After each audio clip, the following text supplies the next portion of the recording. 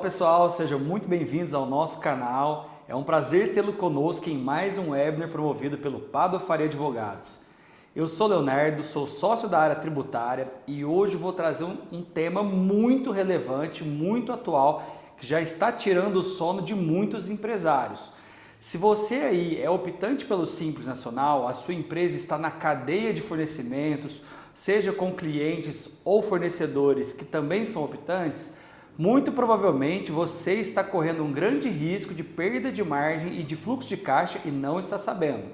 Então se liga nesse vídeo, traremos algumas informações para tirar algumas dúvidas e também para alertar os empresários em geral sobre todas as mudanças que está acontecendo em relação ao Simples Nacional. E para isso conto com a ajuda aqui da minha amiga Ana Beatriz para podermos discutir um pouco deste tema tão relevante e tão necessário neste momento para os empresários. Olá, Bia. Oi, pessoal. Oi, Léo. Fico muito feliz de estar aqui mais uma vez, agora nesse novo formato. Vamos falar um pouquinho do Simples Nacional, um regime tributário tão importante aqui no nosso sistema tributário brasileiro e todas as mudanças que vêm aí com a reforma, né, Léo? Com certeza. E antes de mais nada, é importante esclarecer, né, por que o Simples Nacional é tão abrangente e é o principal escolhido aí da maioria das empresas do Brasil. Bom, Léo, o Simples Nacional ele veio para facilitar a contabilidade das empresas, né? E é principalmente optado por pequenas e médias empresas, justamente porque ao invés de você calcular todos os tributos individualmente e fazer o recolhimento também de maneira individual em competências diferentes, federal, estadual, municipal, no caso do ISS, o Simples Nacional ele vem com o DAS, né? Com uma guia de recolhimento só. E ela vem, a DAS, ela vai ter alíquota progressiva de acordo com o faturamento. Então, para aquele empresário que está começando, ou enfim, aquela empresa pequena, essa facilidade, ela ajuda muito, principalmente nos custos da empresa. Então, foi realmente um regime tributário muito importante para o Brasil. E não só falando do Simples Nacional, mas começando a abordar também como é a tributação hoje em dia, acho importante falar que hoje a gente também tem um regime tributário que não opera na ampla cumulatividade, né, dos impostos. Então, o único regime tributário que hoje pode se creditar ali do ICMS, ISS, PIS/COFINS, vai ser o lucro real. Não, o lucro presumido não admite, mas mesmo assim é um creditamento muito restrito. É diferente do que a gente vai ver agora para frente, né, Léo? Então, eu gostaria de perguntar para você uma breve introdução da reforma tributária, o que vai acontecer também com o Simples Nacional na reforma, é um papo que a gente pode conversar só em 2033, o que a gente vai falar sobre isso? Legal, Bia. Tem muita gente que acredita que o regime vai começar só em 2033, né? O novo regime de tributação dentro da reforma tributária com os dois novos tributos, o IBS e a CBS. Mas fato é que a reforma tributária já começou. Inclusive, dia 3 de agosto agora, já teve o início da obrigatoriedade de inclusão dos campos de IBS e CBS para empresas do lucro presumido ou real. Então é muito importante estar atentos para não sofrer nenhum tipo de punição por parte do governo federal e também, principalmente, eventual prejudicialidade em relação à emissão dos documentos fiscais, né? Algum obstáculo, alguma cassação de inscrição.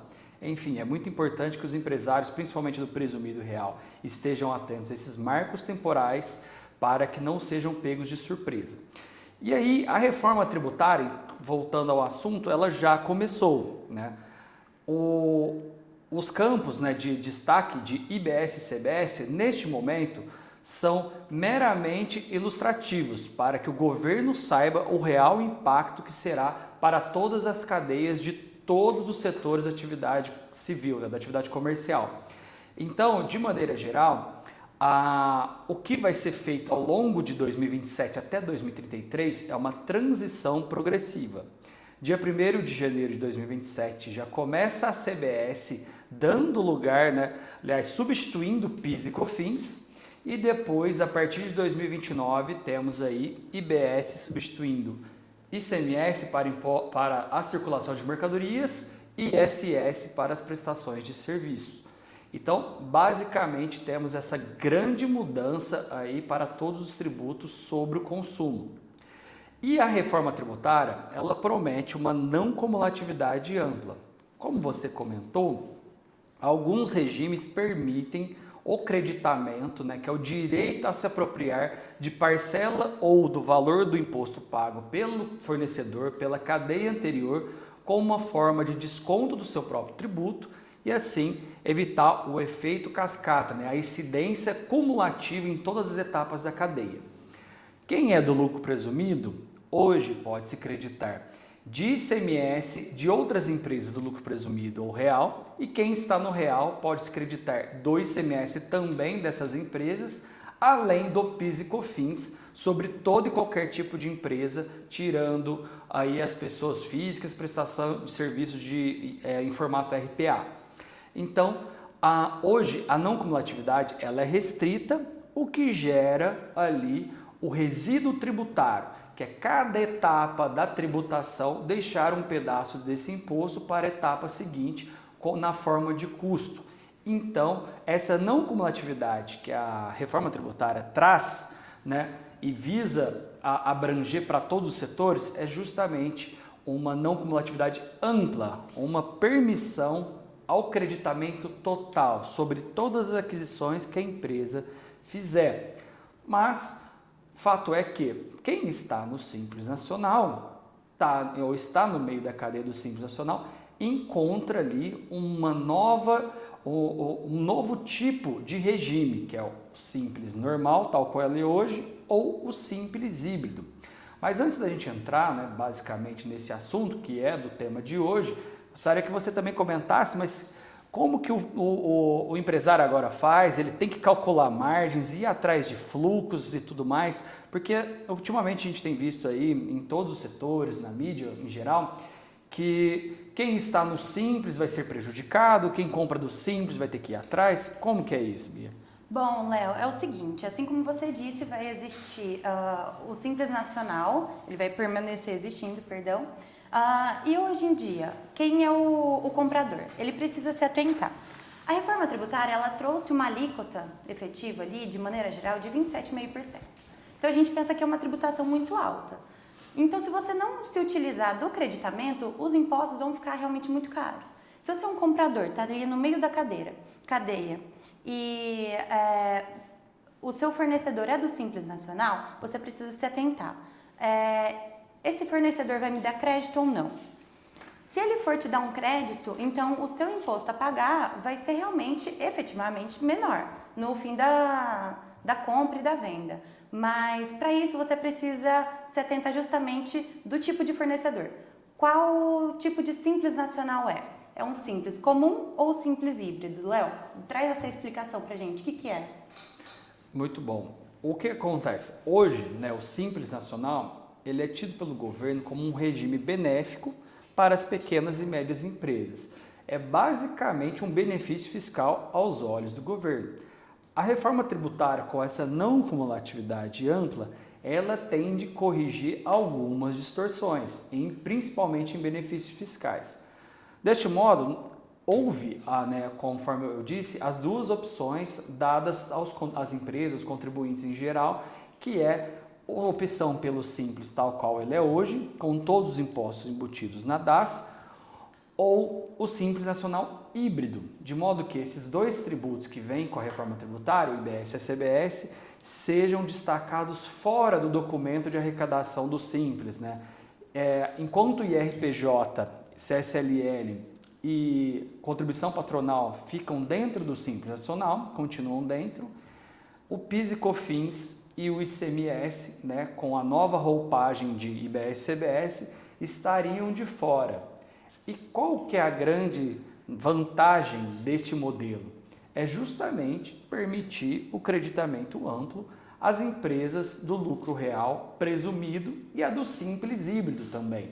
Porque quem estiver nesse regime de tributação terá que tomar muito cuidado para se apropriar ao máximo dos créditos possíveis na avaliação dos seus fornecedores. Então, por isso que é muito importante, né, buscar uma análise dos fornecedores para saber em qual regime ele se encontra a fim de verificar se há a permissão, né, ao creditamento amplo ou não. Uma vez que quem está no presumido real será permitido o crédito total sobre aquisições relacionadas à atividade da empresa, e ao passo que dentro do Simples Nacional comum, tal qual ele é hoje, permite o creditamento mínimo, né, sobre o valor destacado ali de IBS e CBS dentro do documento fiscal, e o Simples Híbrido também permitirá o creditamento amplo de IBS e CBS, independentemente da empresa, do regime que a empresa se encontra, se simples, híbrido, presumido ou real.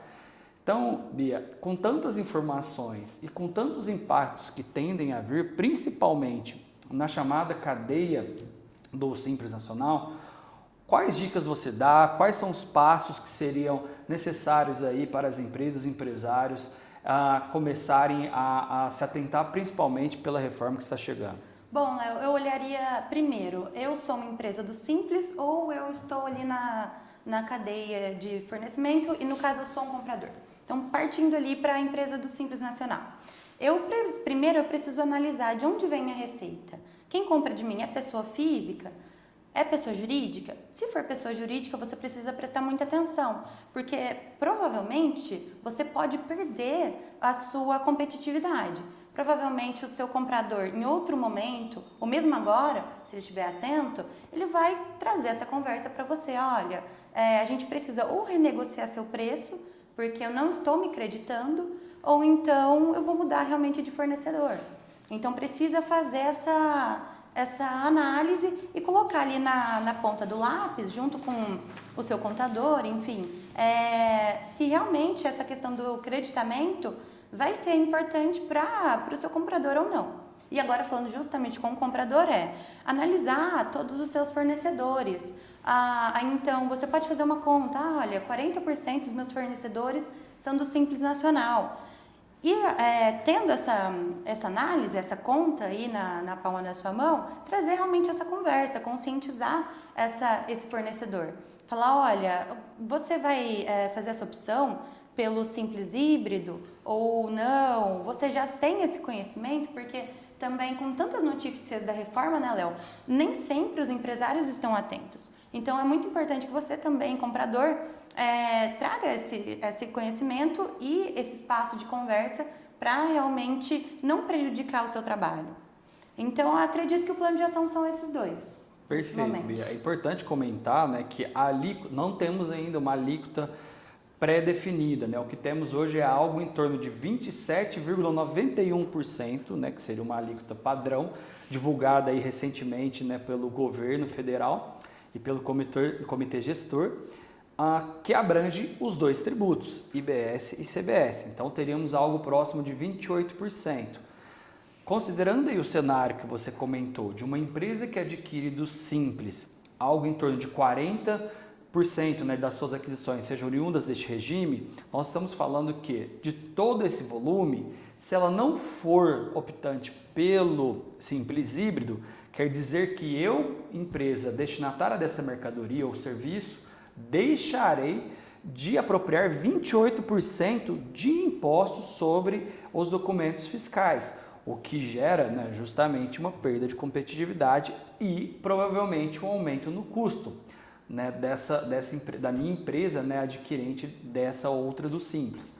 Então, nesse momento, é muito importante que haja uma conversa concreta com fornecedores, principalmente aqueles que dependam muito de fornecedores optantes pelo Simples Nacional, para que não sejam pegos de surpresa ou tenham um impacto muito grande com a reforma tributária, já que não poderá apropriar o crédito sobre essas empresas do Simples, ou terá que buscar novos fornecedores justamente para substituí-lo, né?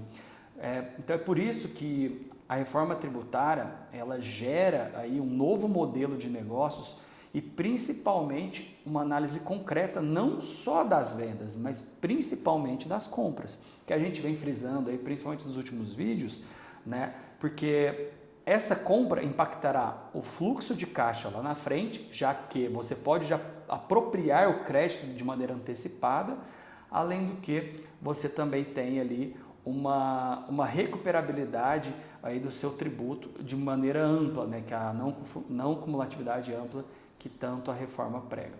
Então, de maneira geral, acredito que nos próximos dias aí teremos mais informações sobre a reforma tributária. Todo dia sai uma notícia nova. Havia muitos questionamentos ou previsibilidade de que esse início de inclusão de campos seria prorrogado, algo que não aconteceu. Muita gente está deixando só para 2027, mas fato é que já está sofrendo os impactos hoje e se deixar esse prazo correr, muito provavelmente terá problemas a partir de 1º de janeiro. Então, eu gostaria de fazer os esclarecimentos finais, agradecer a sua participação. Bia, muito obrigado pela parceria e por nos ajudar aí a discutir um pouco deste tema. Obrigada, Léo. Obrigada ao pessoal que está aí nos assistindo. E, bom, a reforma tributária, ela veio para mudar bastante coisa, mas sempre com a orientação correta, isso não vai ser um problema, vai ser até uma solução.